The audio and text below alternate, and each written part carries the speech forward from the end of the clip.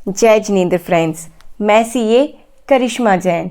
Friends, क्या आपको पता है कि हर एक कंपनी को अपनी एनुअल रिटर्न फाइल करनी होती है। तो यह एनुअल रिटर्न कैसे और किस फॉर्म में फ़ाइल करते हैं, जानने के लिए मेरी वीडियो को एंड तक ज़रूर देखें। और अगर मेरी वीडियो पसंद आए तो मेरे चैनल को सब्सक्राइब करें और वीडियो को लाइक करें। हर एक कंपनी जो भी कंपनीज एक्ट के अंडर रजिस्टर है उसे अपनी एनुअल रिटर्न फाइल करनी होती है। यह एनुअल रिटर्न एक ई फॉर्म के थ्रू फाइल होती है। यह ई फॉर्म जो है वह MCA यानी कि मिनिस्ट्री ऑफ कॉर्पोरेट अफेयर ने प्रिस्क्राइब्ड किया हुआ है। इसके लिए MCA ने 2 फॉर्म्स प्रिस्क्राइब किए हुए हैं, फॉर्म MGT 7 और फॉर्म MGT 7A। जो भी स्मॉल कंपनीज या OPC कंपनीज होती हैं उन्हें फॉर्म MGT 7A फाइल करना होता है। यानी कि OPC कंपनी या स्मॉल कंपनी अपनी annual return form MGT 7A के थ्रू फाइल करती हैं। और इसके अलावा जो भी अदर देन OPC और स्मॉल कंपनीज होती हैं वह अपनी एनुअल रिटर्न फॉर्म MGT 7 के थ्रू फाइल करती हैं। फ्रेंड्स, इन दोनों फॉर्म्स में कोई बहुत ज़्यादा डिफरेंस नहीं है, बस जो फॉर्म MGT 7 है वो MGT 7A से थोड़ी ज़्यादा डिटेल्स मांगता है। इस फॉर्म्स में कुछ बेसिक डिटेल्स जैसे कि कंपनी के रजिस्टर्ड ऑफिस और प्रिंसिपल प्लेस ऑफ बिजनेस की डिटेल्स और शेयर होल्डर्स की डिटेल्स और पैटर्न ऑफ शेयर्स की डिटेल्स और इसके अलावा बोर्ड मीटिंग्स की डिटेल्स, शेयर होल्डर्स मीटिंग्स की डिटेल, ये सब डिटेल्स मांगी जाती हैं।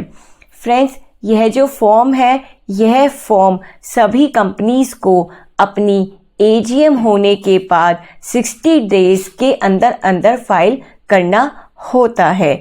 अगर लेट्स सपोज किसी कंपनी की AGM 30 सितंबर को होती है तो उसे यह फॉर्म 29 नवंबर तक यानी कि 60 दिनों के अंदर फाइल करना होता है।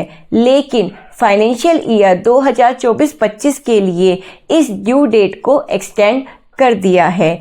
इस ड्यू डेट को एक्सटेंड करके 31 दिसंबर 2025 कर दिया है। यानी कि फाइनेंशियल ईयर 2024-25 के लिए जो अब कंपनीज को अपनी एनुअल रिटर्न फाइल करनी है वह 31 दिसंबर 2025 तक फाइल कर सकते हैं। और इसके अलावा फ्रेंड्स, अगर आप यह फॉर्म ड्यू डेट के अंदर फाइल नहीं करते हैं तो आपको 100 रुपीज़ पर डे के हिसाब से पेनल्टी एडिशनल फीस देनी होती है। यानी कि अगर आपने 5 दिन डिले किया तो 500 रुपये, ऐसे ही हर दिन के आपके ऊपर 100 रुपये की पेनल्टी लग जाती है। इसके अलावा फ्रेंड्स, इस बार जब से यह फॉर्म V3 पोर्टल पर आया है इस फॉर्म्स में कुछ चेंजेस भी किए गए हैं। जैसे कि पहले आपको लिस्ट ऑफ शेयर होल्डर्स और लिस्ट ऑफ डायरेक्टर्स की एक अटैचमेंट लगानी होती थी, लेकिन इस बार आपको फॉर्म में ही एक एक्सेल फाइल दी गई है जिसमें आपको उनके अकॉर्डिंग, उनके प्रेस्क्राइब फॉर्मेट के अकॉर्डिंग ही सभी डिटेल्स फाइल करनी पड़ेंगी। इसके अलावा हर एक कंपनी को अपने रजिस्टर्ड ऑफिस के बाहर की लाइव फोटोग्राफ भी अटैचमेंट में लगानी मैंडेटरी है। इसी तरह इस बार बहुत सारे चेंजेस इस फॉर्म में आए हैं। इन चेंजेस को जानने के लिए मेरी नेक्स्ट वीडियो का वेट करें। Stay tuned with us. Thank you so much.